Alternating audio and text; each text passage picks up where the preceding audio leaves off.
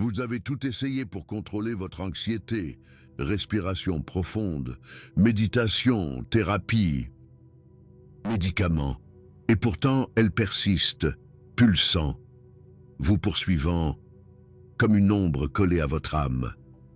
Mais, et si je vous disais que vous combattez le mauvais ennemi?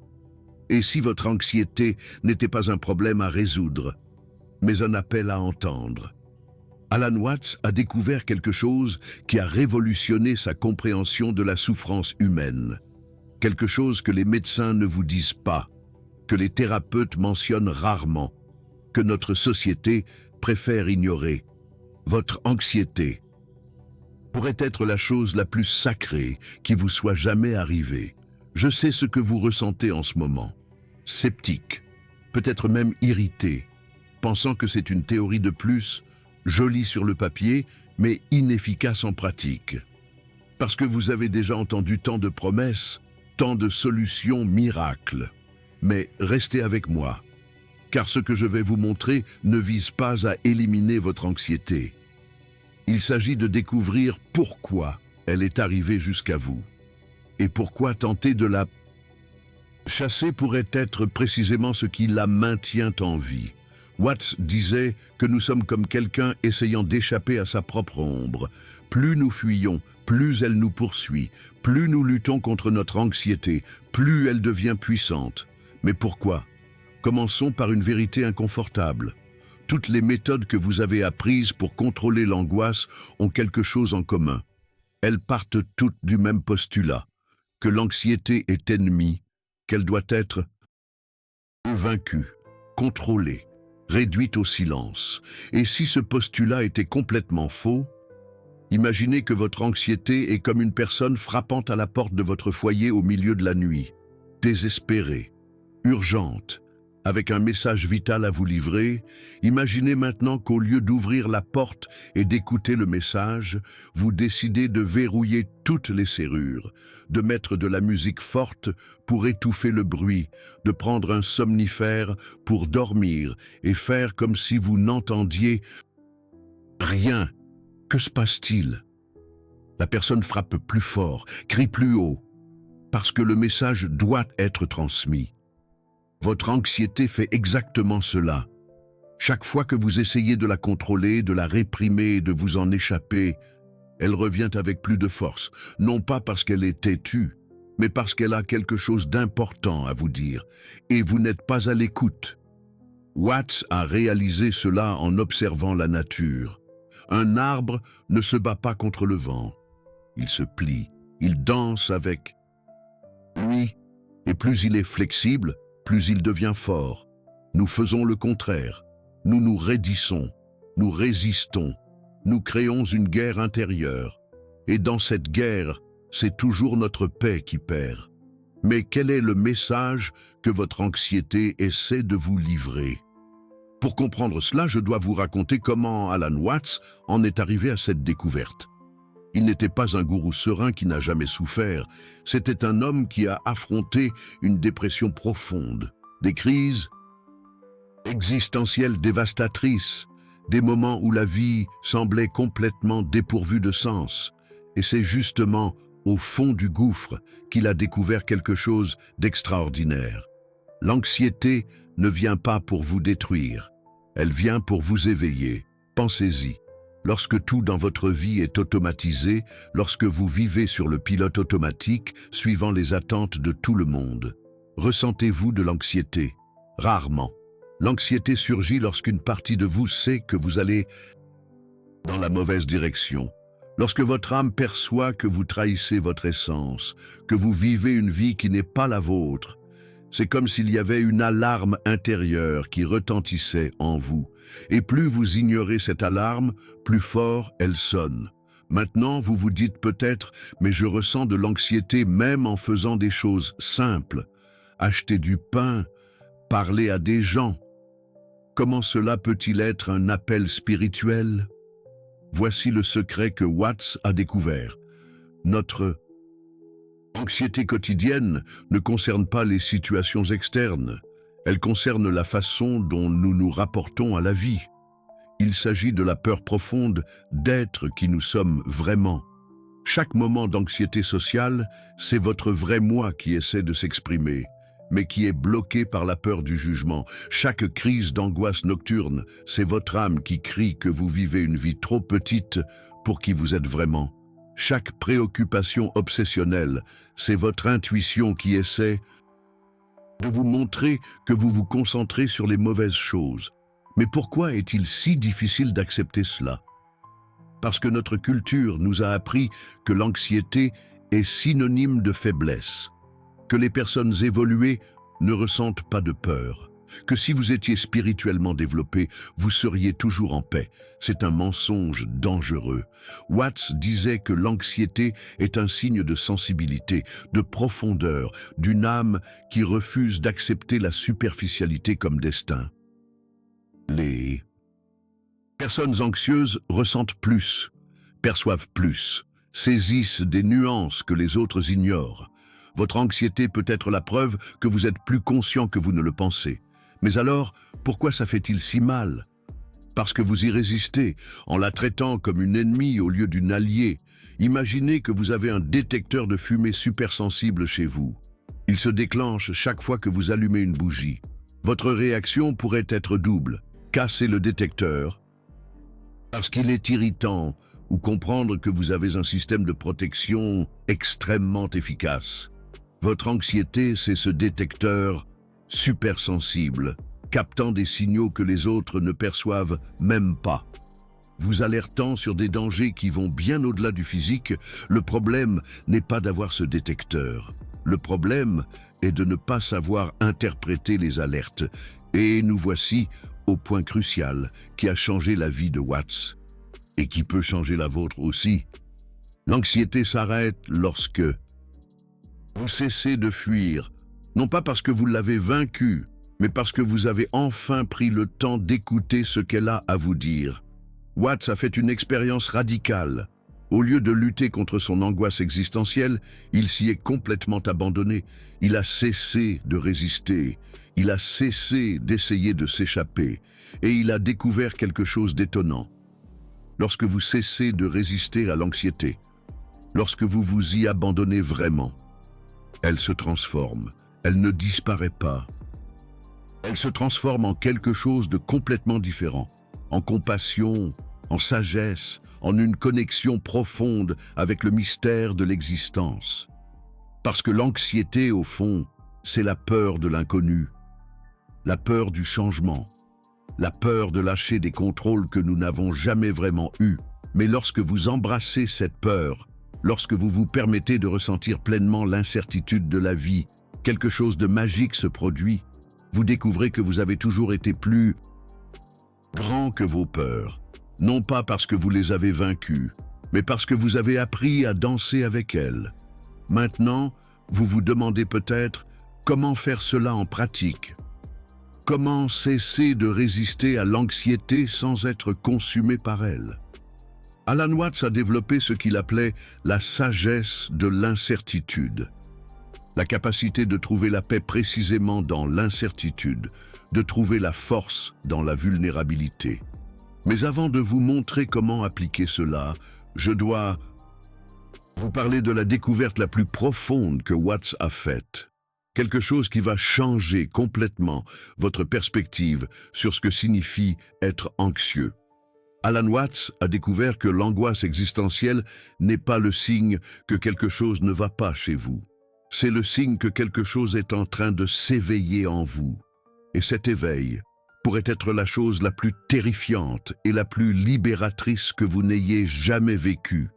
Car lorsque vous vous réveillez vraiment à qui vous êtes, lorsque vous cessez d'essayer d'être celui que les autres attendent que vous soyez, tout change.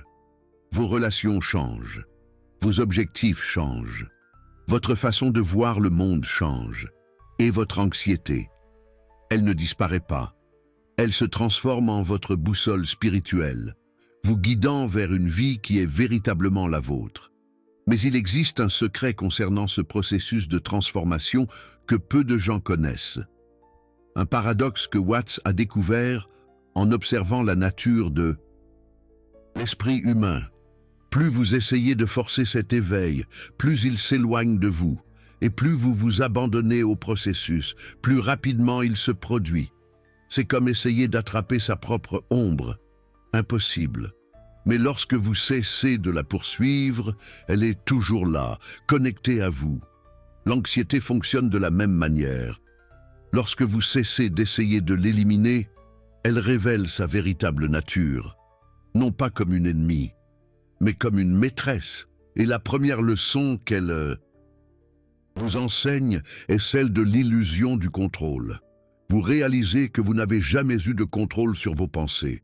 Elles apparaissent simplement comme des nuages dans le ciel.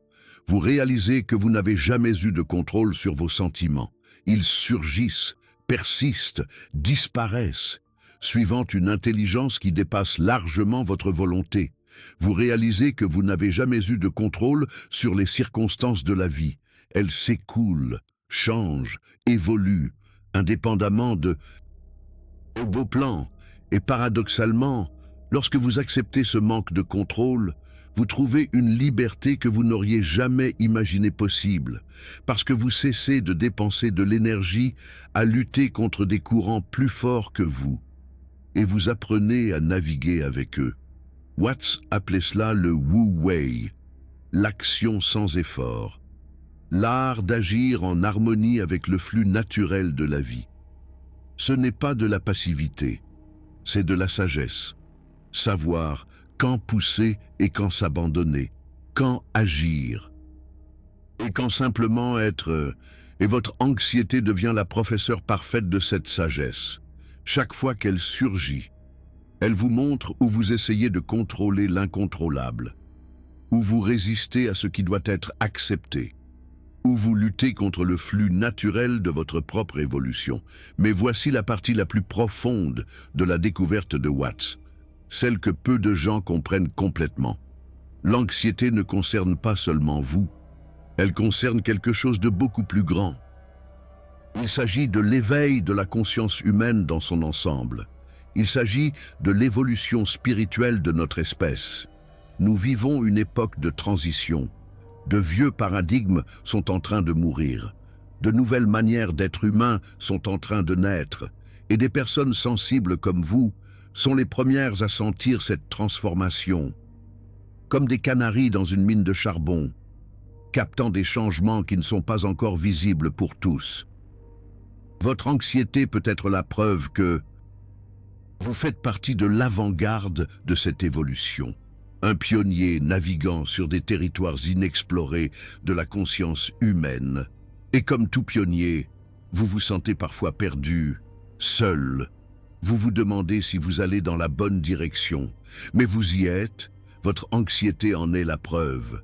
Car seuls ceux qui osent remettre en question les règles établies ressentent le malaise de vivre en dehors de la matrice. Seuls ceux qui refusent d'accepter des réponses toutes faites connaissent l'angoisse de la recherche authentique. Votre anxiété est le signe que vous ne dormez pas, que vous n'avez pas accepté de vivre une existence automatique, que quelque chose en vous refuse de se conformer à la médiocrité. Et c'est un don, même si cela ne semble pas être le cas. Mais pour transformer ce don en sagesse, vous devez cesser de voir votre anxiété comme un problème et commencer à la voir comme une porte vers une compréhension plus profonde de qui vous êtes, de ce que vous êtes venu faire ici, de ce que votre âme essaie de créer à travers vous.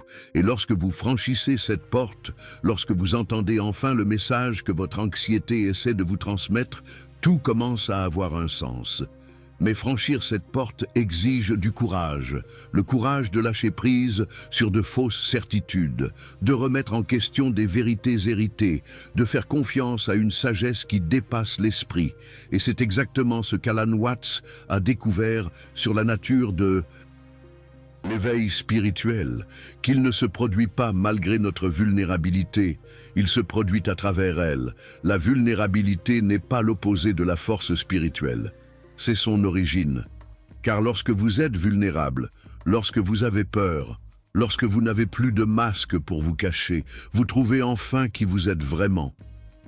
Pas la version éditée de vous que vous montrez au monde. pas le personnage que vous avez créé pour plaire aux autres, mais votre essence brute, authentique, imparfaite, humaine, et c'est cette essence que votre anxiété essaie de protéger. Elle surgit chaque fois que vous êtes sur le point de la trahir, chaque fois que vous allez agir contre votre vraie nature, chaque fois que vous vous éloignez de votre chemin authentique, comme un chien de garde spirituel, fidèle, vigilant, infatigable. Mais voici ce que Watts a réalisé et qui a tout changé pour lui.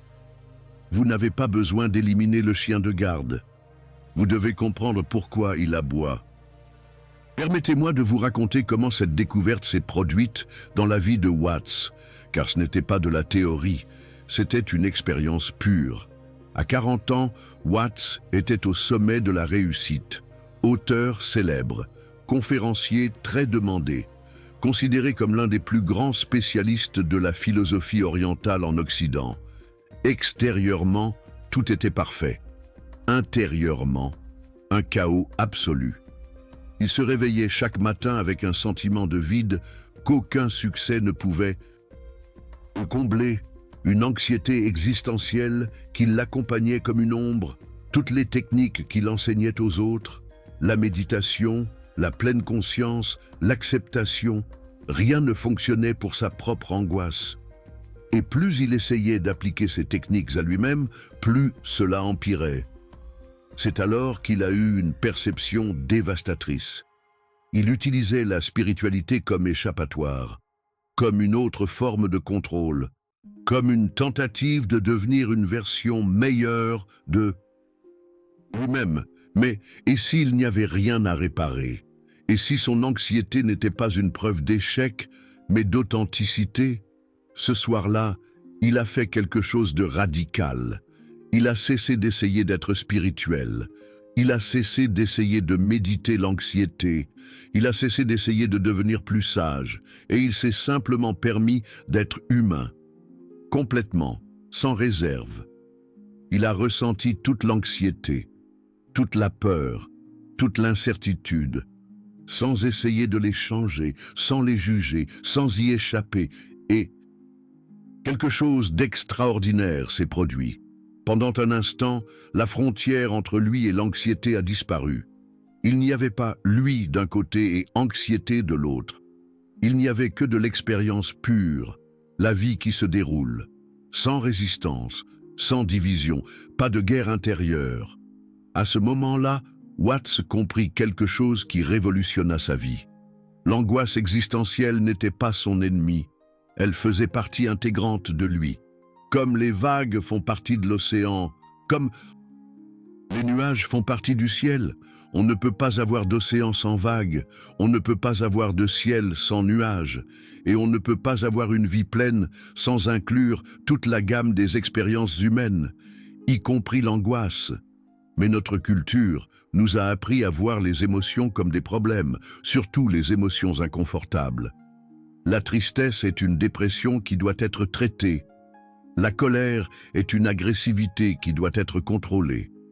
La peur est une anxiété qui nécessite des médicaments. Nous divisons notre expérience en bon et mauvais et nous passons notre vie à essayer de ne garder que la partie bonne, comme s'il était possible de n'avoir que le côté éclairé de la lune. Watts réalisa que cette division est la vraie source de la souffrance, pas les émotions elles-mêmes, mais notre résistance à ces émotions. Lorsque vous acceptez que l'angoisse est une partie naturelle de l'expérience humaine, lorsque vous cessez de la traiter comme une intruse, elle perd le pouvoir de vous contrôler, non pas parce qu'elle disparaît, mais parce que vous développez une nouvelle relation avec elle, comme apprendre à danser avec un partenaire difficile.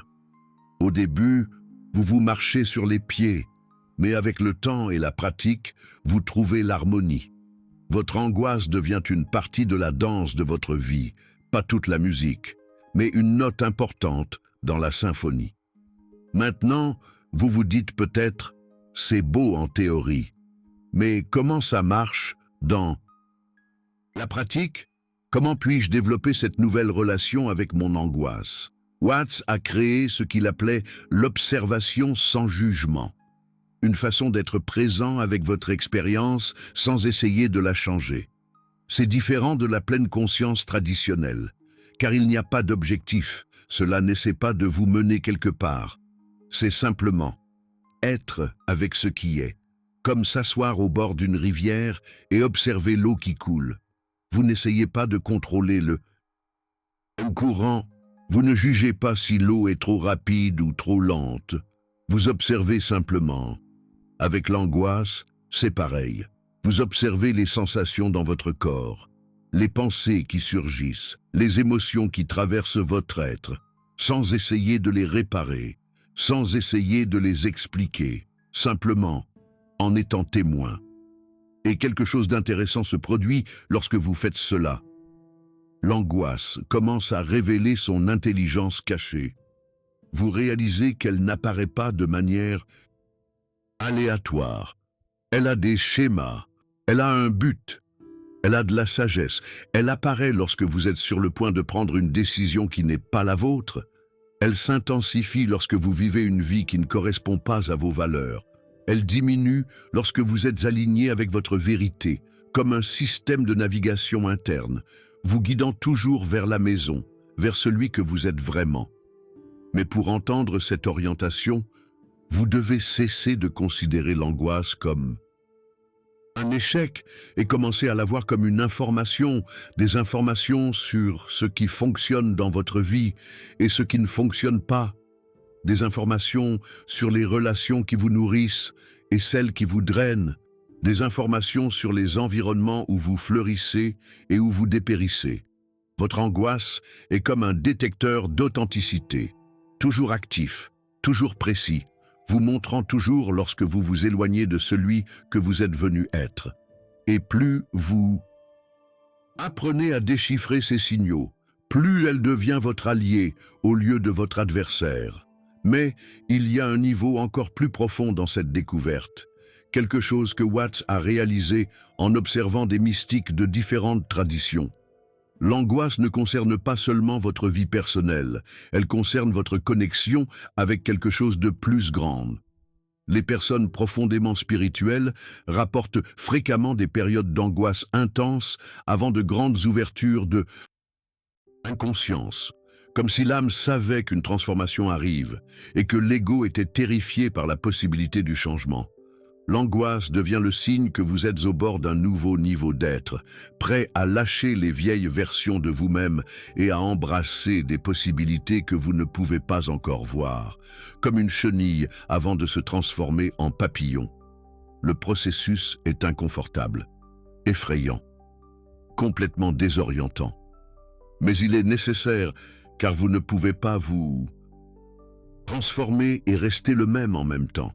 Et peut-être votre angoisse est la preuve qu'une métamorphose se produit en vous, que les vieilles façons d'être meurent et que de nouvelles possibilités naissent.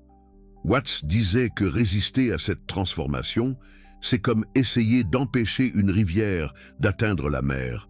Vous pouvez construire des barrages, vous pouvez détourner le cours, mais l'eau trouve toujours un chemin.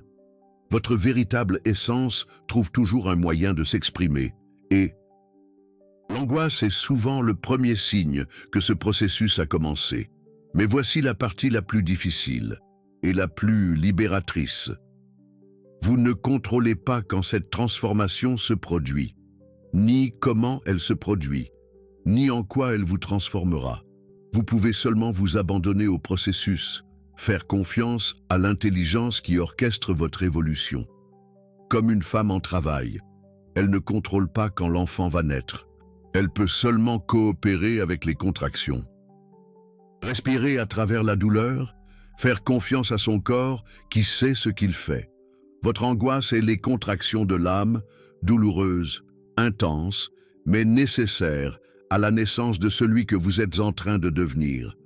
Et lorsque vous cessez de leur résister, lorsque vous coopérez avec le processus, quelque chose de miraculeux se produit. La douleur se transforme en pouvoir. La peur se transforme en sagesse. La vulnérabilité se transforme en force, non pas parce que vous avez vaincu votre angoisse, mais parce que vous avez découvert qu'elle n'a jamais été votre ennemie. Elle était votre sage-femme, vous aidant à donner naissance à des versions plus authentiques de vous-même. Mais pour que cela se produise, vous devez faire quelque chose que notre culture considère comme de la folie. Vous devez faire confiance au processus, même lorsque vous ne comprenez pas, même lorsque ça fait mal, même lorsqu'il semble que tout s'effondre. Parce que parfois, les choses doivent s'effondrer pour que quelque chose de meilleur puisse émerger. Et votre angoisse peut être le signe qu'il est temps de laisser s'effondrer, de lâcher des contrôles qui n'ont jamais été les vôtres, de faire confiance à une sagesse supérieure à votre esprit.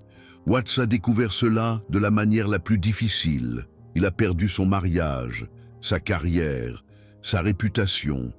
Tout ce qu'il pensait le définir s'est effondré. Et c'est justement là, au milieu des décombres de la vie qu'il avait construite, qu'il a trouvé qui il était vraiment. Pas le personnage public, pas l'expert en spiritualité, mais un être humain authentique, imparfait, vulnérable, réel.